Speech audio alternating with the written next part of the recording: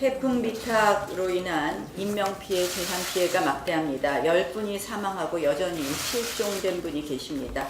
수백 명 이재민이 발생하고 침수 피해 역시 심각합니다. 자유한국당은 이번 태풍 피해 복구에 만전을 기하고 각종 피해를 입으신 주민들에 대한 적극적인 지원책을 조속히 마련해서 후유증을 최소화하겠습니다. 어제 저희 광화문 대규모 집회가 있었음에도 불구하고 해당 지역구 의원님들 중에서는 지역으로 바로 돌아가셔서 이 피해 복구 부분에 지휘하고 또 주민들과 같이 참여하시는 의원님들이 많이 계셨습니다. 이번 정기국회에서 태풍 피해 지원 대책을 마련하고 내년 예산에도 반영할 부분이 있는지에 대해서 검토하도록 하겠습니다. 왜냐하면 지금 태풍, 우리 기후 변화로 인해서 태풍 피해가 더 많이 더 작게 일어날 것이 예상되고 있습니다. 따라서 이러한 부분에 대한 근본적인 대책 마련에 더 노력하도록 하겠다는 말씀을 드리겠습니다. 어제 수많은 국민들께서 이런 말씀을 하셨습니다. 대한민국에는 아직 희망이 있다. 어제 우리는 상식과 양심, 합리의 국민이 여전히 대한민국 절대 다수임을 확신할 수 있었습니다. 광화문 앞에서 시작해 세종대로 사거리를 지나 서울시청 광장과 대한문 앞을 넘어서 숭례문에 이르기까지 서울 도심은 그야말로 상식과 정의의 물결이었습니다. 서초동 200만 선동을 판판히 깨부수고 한 줌도 안 되는 조국 비호 세력의 길을 눌렀습니다. 서초동 범법자 비호 집회 이후에 여당이 뭐라고 이야기했습니까? 가당치도 않은 200만 운운하며 민심을 왜곡했습니다. 그런데 이제 와서 적고 많음은 본질이 아니라고 하고 있습니다. 일국의 법무부 장관이란 자가 유리할 때는 장관, 불리할 때는 가장 노릇하는 것도 모자라서 이제는 여당이 자신들이 유리할 때는 200만, 불리할 때는 숫자는 본질이 아니라는 스스로도 부끄럽고 민망한 태세 전환을 보여주고 있습니다. 문 대통령은 본인의 퇴진 집회가 있으면 직접 나온다고 하더니 정작 청와대는 공포와 충격의 침묵 속에 빠졌습니다. 이해찬 대표는 대국민 명예훼손을 했습니다. 광화문 집회를 정쟁을 위한 동원 집회라고 폄하했습니다. 뭐 눈에는 뭐밖에 보이지 않는다는 그런 말이 생각되는 순간입니다. 일평생 평범하게 살아가던 수많은 국민들이 더 이상 못 참겠다. 이번에는 나도 나간다며 황금 같은 휴일마저 포기하고 나온 대규모 집회입니다. 우리 정치사에서 보기 힘든 광경입니다. 묵묵히 각자의 일에 충실하며 살아가는 침묵하는 중도 우파 시민들이 나선 것입니다. 이것은 지난 87년 넥타이 부대를 연상케 하는 정의와 합리를 향한 지극한 평범한 시민들의 외침입니다. 오죽하면 이분들이 나섰겠습니까? 수구 좌파 세력의 집회는 동원 집회일지 모르겠지만 합리와 상식의 집회는 자원 집회임을 말씀드립니다. 이 와중에도 정권 찬양 방송들과 언론들은 먹칠 보도로 집회를 깎아내리기에 급급합니다. 하지만 서울 상공에서 찍은 사진을 한 장이라도 본다면 어제 집회의 그 역사적 의미는 충분히 알 수 있습니다. 이제 그동안 움직이지 않던 중도 우파 시민들이 움직이고 있습니다. 집회를 통해서, 시위를 통해서 목소리를 외쳤던 좌파와 다른 중도 우파 시민들이 움직였습니다. 청와대까지 울려 퍼졌던 그 함성 소리 문재인 대통령도 똑똑히 들었을 것입니다. 민심이 임계점을 넘어서고 있습니다. 조국 파면을 넘어서 정권 퇴진으로 불이 옮겨 붙어 가고 있습니다. 국민들이 바라는 것은 간단합니다. 정의와 진실입니다. 왜 그 외침을 뒤로하고 잘못된 오기 속에 빠져듭니까? 87년 민주화는 평범한 국민들의 분노로 가능했습니다. 평범한 국민들을 더 이상 분노로 밀어넣지 마십시오. 문재인 대통령, 이제 민심에 응답하십시오. 검찰은 왜 정경심 교수를 긴급 체포하지 않고 귀가시켜 공범들과 말 맞출 시간을 주는 것입니까? 한 명의 피의자 때문에 5천만 고생이 이미 이만저만이 아닙니다. 제 이야기가 아닙니다. 조국 전 수석의 예전의 최순실 사태에 대해서 한 이야기에 이름만 바꿔봤습니다. 어제 검찰은 정경심 교수 황제 소환도 모자라서 황제 조퇴까지 시켜주는 파격적 예우를 했습니다. 이것이 마지막 예우여야 할 것입니다. 특검과 반칙의 일가에게 검찰마저 특권을 제공한다면 국민의 분노가 어디로 향할지 모릅니다. 정경심 교수의 증거인멸, 말맞추기 정황이 계속해서 드러나고 있습니다. 조국 전 수석에게 내가 다 안고 가겠다고 했다는 말, 조국 수석도 깊이 관여했음을 입증하는 단서입니다. 혐의가 이 정도까지 밝혀졌음에도 불구하고 정경심 교수에 대한 영장 청구가 늦어지는 것은 증거인멸의 시간을 더 벌어주는 것밖에 되지 않습니다. 이제 검찰은 눈치 보지 말고 정 교수뿐만 아니라 이 모든 비리와 게이트의 정점이자 몸통 조국 전 수석에 대한 본격적인 수사를 해야 합니다. 어제 광화문에서 울려 퍼진 시민들의 함성이 바로 검찰의 당당한 수사의 근거이자 힘입니다. 대통령의 공개 협박, 여당의 노골적인 수사 방해, 그리고 수구 좌파 세력의 여론 왜곡에 휘둘리지 말고 오직 국민과 진실만을 보고 가는 검찰이 되길 바랍니다. 그리고 교육부에도 강력히 경고합니다. 동양대 총장에 대해서는 가혹한 진상조사를 벌이면서 정작 조국 수석 딸 입시 비리에 대해서는 눈 감고 있습니다. 그런 식으로 노골적으로 정권 줄서기를 한다면 교육부에 어떤 폭풍이 밀어닥칠지 모릅니다. 대한민국 공직사회가 이른바 김현종 리스크에 의해 흔들리고 무너지고 있습니다. 현직 서기관은 무릎 꿇리는 청와대 트러블 메이커, 이대로 그냥 두는 것이 제대로 된 정부입니까? 김현종 리스크는 어제 오늘 일이 아닙니다.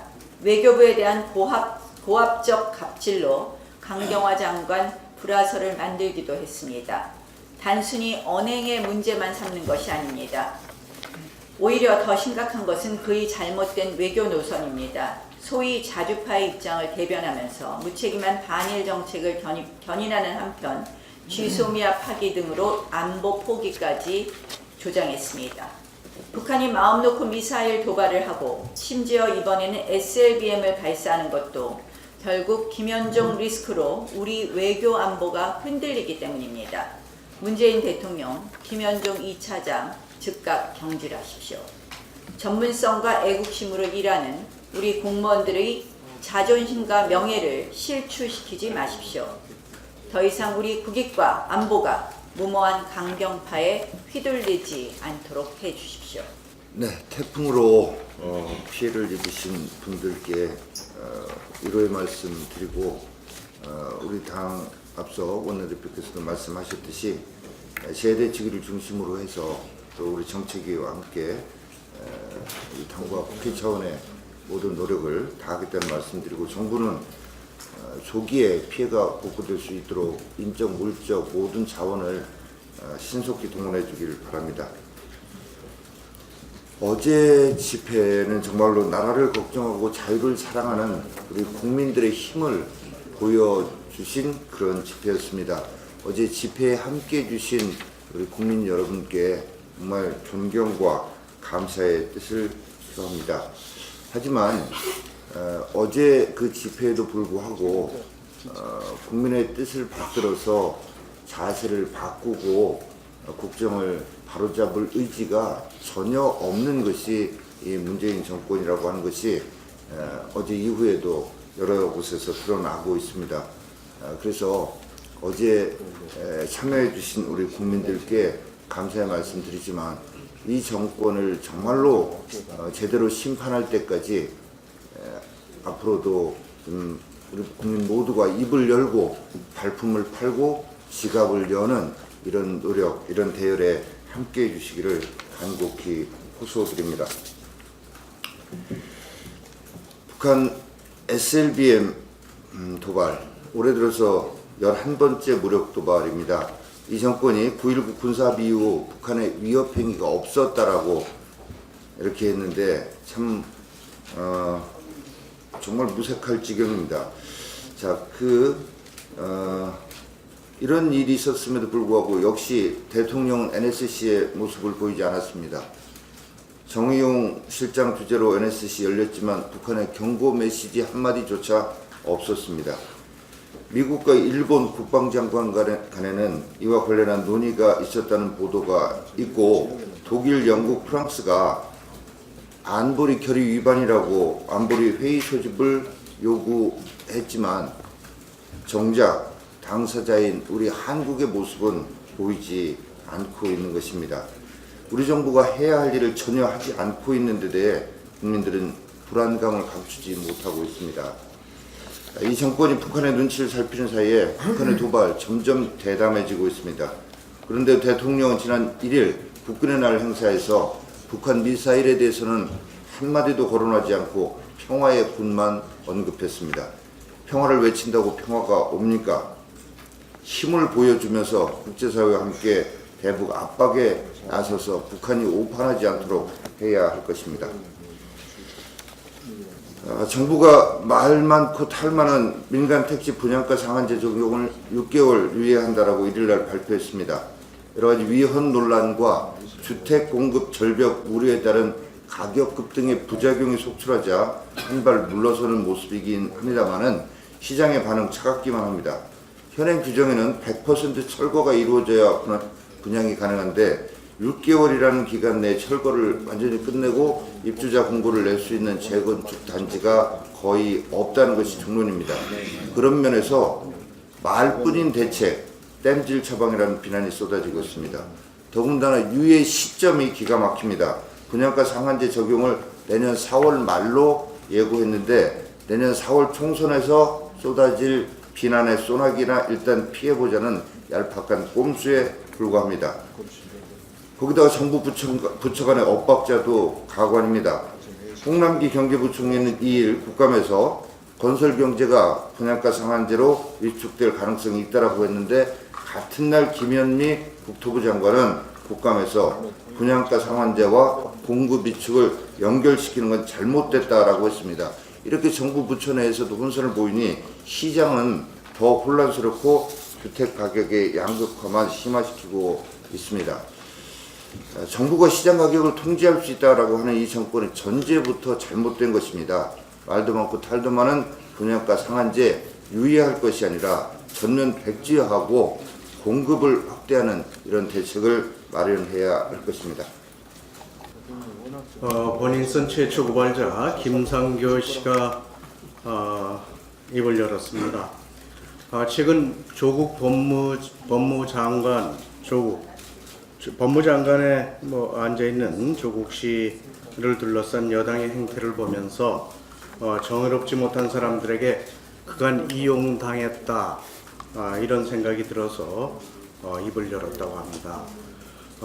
그동안 버닝썬을 제2의 국정농단 이슈로 끌고 나가야 한다면서 여당과 진보단체 인사들의 정치적으로 이용당했다 이렇게 얘기를 하고 있습니다. 이 과정에서 최초 폭행자를 최순실 씨 조카라고 하라 이런 강요도 있었다 하는 얘기인데요. 이렇게 정권 탈취를 위해서 수단과 방법을 가리지 않고 하는 문재인 정부, 더불어민주당 이런 분들의 민낯을 보는 것 같습니다. 어떤 뒤에서 이런 음해하고 정략적으로 행동하는 이런 모습을 참 보면서 참담함을 느낍니다. 국가와 국민을 생각하지 않고 오로지 내 편, 우리 것, 우리가 다시 정권을 계속하기 위해서 상대방을 어떻게 무너뜨릴 때까만 이렇게 좀 궁리를 하고 이용하는 그런 모습을 봤습니다. 여기에 나오는 이제 우리 버닝썬이 처음에 이제 요란하게 시작했다가 나중에 끝이 없이 용두삼위격으로 지금 흐지부지 됐는데 여기에 나오는 경찰총장 윤규군도 아직도 지금 어떤 역할을 했는지 수사가 제대로 안 되는 것 같습니다. 윤규군은 경찰 총장이라고 부르는데 경찰청장보다 더 높아서 경찰총장이라고 불렀다고 자기들도 얘기하고 있습니다. 최근에 조국 게이트와도 연계가 된 그런 의혹을 받고 있고 그런데 조국 씨와 사진을 같이 찍은 걸 조국 씨는 직원들과 함께 식사하다가 한 명씩 돌아가면서 찍었다 그랬는데 그 말도 조국 씨가 하도 거짓말을 많이 해서 이 말도 믿기지 않고 아마 다른 데서 찍은 것이다. 다른 사람이 찍은 것이다. 이런 지금 그런 의혹과 그런 얘기도 많이 나오고 있습니다. 아무튼 이 문제는 여당 국회의원도 여기에 관여를 한 것 같은데 이해찬 더불어민주당 대표는 이 점에 대해서 확실하게 밝혀야 됩니다. 자기가 알고 있었고 자기도 관여가 됐는지 또 어떤 국회의원이 어떤 목적으로 여기에 참여를 했는지 이런 것들을 분명히 국민 앞에 밝혀야 된다고 생각합니다. 이런 문제점을 제기를 하면 이 더불어민주당 여당 측에서는 늘 하는 바와 같이 부인을 일단 합니다. 부인 첫째, 우리는 그런 일 없다. 이건 사실이 아니다. 라고 하는데 또 이번에도 같은 형태로 또 이렇게 전개되지 않을까 생각되고요. 또 거기에서 조금이라도 이제 좀 확실한 게 나오면 두 번째 이제 꼬리 자르기 할 건데 또 그런 모습이 나타나지 않을까 생각이 됩니다. 이런 어쨌든 우리 당에서는 여당 또 이런 정부에 정부가 관련되는지는 모르겠지만 여당의 이런 음습한 작태를 끝까지 밝혀내야 된다고 생각합니다. 2일 과기부 국감에서는 여당의 정윤과 자료 제출 방해에도 불구하고 포털 실검 여론 조작과 조국 일가가 투자한 사모펀드의 공공 와이파이 권력형 게이트 그리고 문미옥 차관 딸의 셀프 수상과 지원을 통한 실적 관리 등 문재인 정부의 치부가 낱낱이 밝혀졌습니다. 하나하나가 권력의 사사로운 남용에서 비롯된 문제입니다. 입으로는 정의와 공정을 부르짖고 행동은 그 반대로 하는 이 정부의 도덕성 수준을 그대로 보여주었습니다. 오늘은 방송통신위원회 국감입니다. 방송사의 편향 보도와 가짜 뉴스가 핵심입니다. 페이스북, 구글, 애플 등 해외 사업자들도 증인으로 소환되었습니다. 바로 어제만 해도 정의와 공정을 부르짖는 자유민주 시민들 300만 시위 인파에 대해 공영방송은 애써 축소 보도를 하였습니다. 한두 꼭지만 썼을 뿐 아니라 뉴스 뒷부분에 편성되어 있어서 지방에서는 보도조차 되지 않은 곳도 있습니다. 많은 지방에 있는 우리 애국 시민들이 오신 분들이 이것에 대해서 많은 비판의 목소리를 높이고 있습니다. 불법 드론까지 띄우고 숫자 부풀리기까지 하던 촛불 시위 때와는 정반대 태도입니다. 이것이 공영방송의 현주소입니다. 또한 여당에서 발표한 허위정보 대책에는 사회주의 중국 공산당과 유사한 수준으로 유튜브를 규제하려고 하고 있습니다. 자유민주주의 수호의 외침에는 재갈을 물리려고 하는 태도입니다. 오늘 국감장에서는 이러한 정부와 여당의 행태를 사사치 밝히고 당 차원의 대응책을 마련할 예정입니다. 과기부 국감, 방통위 국감을 주시해 주시기 바랍니다. 이상입니다. 이번에는 지난 2일 행정안전부 대상으로 국정감사를 진행했습니다. 문재인 대통령이 불같이 화를 냈다는 대통령 개별 기록관 문제를 집중적으로 추궁했습니다.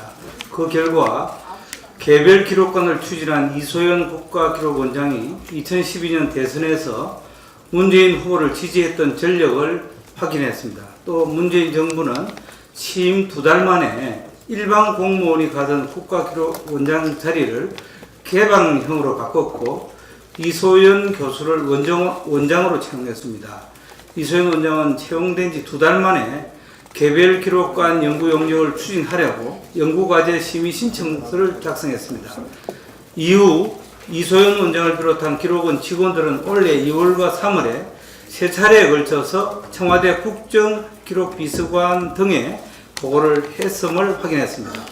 문재인 대통령 개별 기록관 예산은 지난 8월 29일 문재인 대통령이 직접 주재한 국무회의에서 통과되기까지 했습니다. 이처럼 치밀하고 계획적으로 172억 원에 달하는 개별 기록관을 추진했음에도 불구하고 대통령은 전혀 몰랐다, 불같이 화를 냈다고 합니다.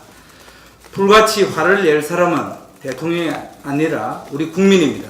이제라도 문재인 대통령은 172억 원에 달하는 혈세를 자신의 치적을 홍보하는 건축물 건립에 소들여 한 사실을 국민 앞에 소상히 밝히고 사과해야 합니다. 오늘은 잠시 후 10시에 경찰청에서 경찰청 국정감사를 진행합니다. 강남클럽 유착 윤총경과 조국과의 연관 의혹, 황운하 울산경찰청장의 울산시장 선거 개입 의혹, 강원도 산불 원인 조사 결과 발표 지연, 공권력 추락 문제 등을 집중적으로 다룰 계획입니다. 검찰개혁